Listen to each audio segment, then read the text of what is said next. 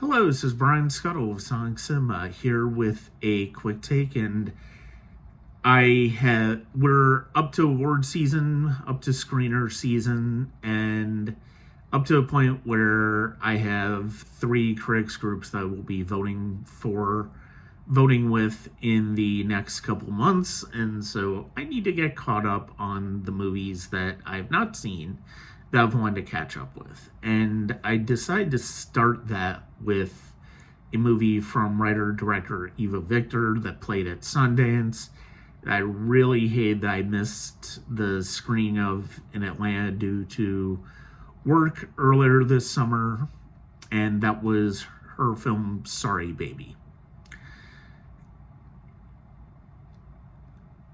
I cannot say that I have any experience with any of the individual experiences that Agnes and Liddy are going through in this movie, our main protagonists.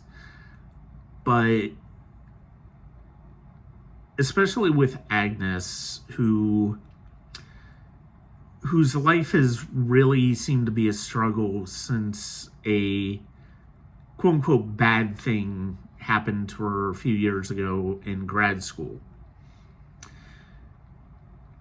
That feeling of being stuck, that feeling of, well, where does my life go from there? That's something I definitely recognize and definitely have felt over the years. Whether I had positive things happening or not, when I had positive things happening in my life, there were times where that sense of what was my life like is just overwhelming, and it can be really stressful, and sometimes it can lead to a really strong sense of uncertainty about oneself. And I think that's one of the things I love about what Eva Victor does in this film as a writer, especially and as a performer. I think she does a terrific job. Her and Naomi Ackie, who plays Agnes's best friend Liddy, are terrific in this film. They really are.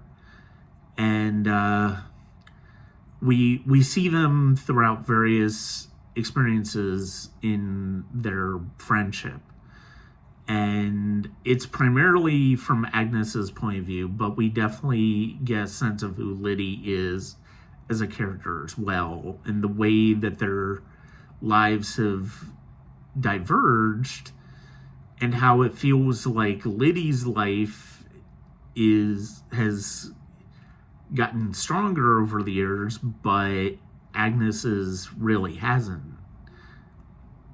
Even though we see that really great things have happened to her, but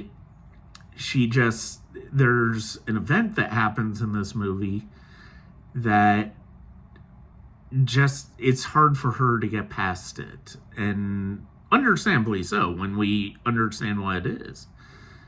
And this movie really does a strong job with really capturing that emotional malaise that people can have with life, even when things are going well in life. I mean, I know I've definitely felt that way over the years, and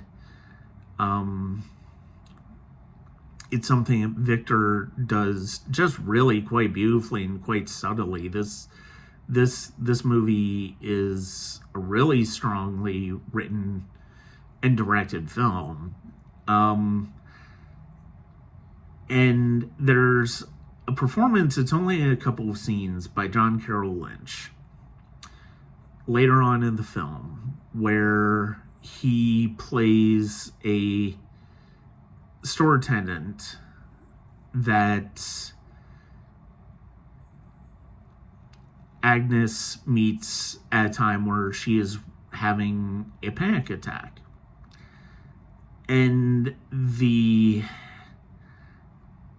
the kindness that he displays, the pathos, as well as originally the frustration that he displays with her, because he thinks one thing about what's going on with her, but once he realizes it's another thing, he treats her with kindness, and he treats her with an empathy that is much needed at that time. And it's really quite a lovely performance. I really did love his work in this movie.